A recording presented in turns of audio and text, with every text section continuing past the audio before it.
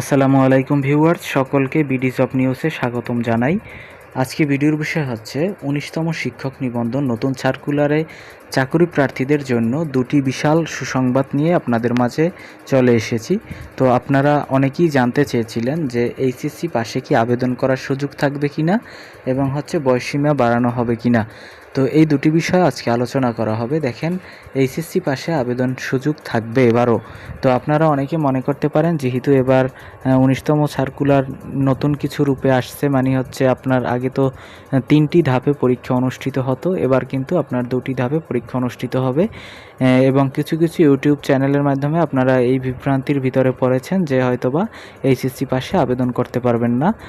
তো এটা আসলে ঠিক না, এটা হচ্ছে সত্য কথা। এইচএসসি পাশে আপনি আবেদন করতে পারবেন। আপনারা যেই নিউজটি শুনছিলেন ওইটি ছিল মূলত আপনার অষ্টম এনটিআরসি, যেটা প্রতিষ্ঠান প্রদান নিয়োগ ছিল। ওখানে বলা হয়েছিল যে এইচএসসি পাশে আবেদন করা যাবে না, মূলত ওইটাই আপনারা ঘুলিয়ে ফেলেছেন। তো তার মানে আপনি এইচএসসি পাশে আবেদন করতে পারবেন। এটা প্রথম সুসংবাদ।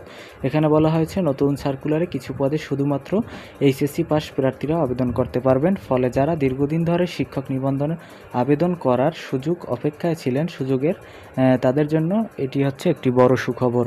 এবং বয়সসীমা বাড়ানো হচ্ছে।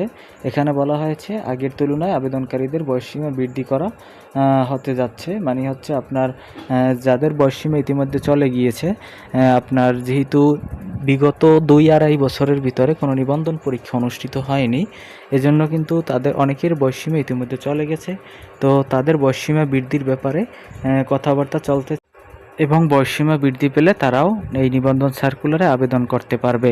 আর আপনারা যারা জিজ্ঞেস করেছিলেন যে ১৯তম নিবন্ধন সার্কুলার কবে নাগাদ প্রকাশিত হবে, সেটির আপডেট এখনও কিন্তু নিশ্চিত না। তবে আপনার আরও কিছুদিন সময় লাগবে, এরপরে কিন্তু প্রকাশিত হবে।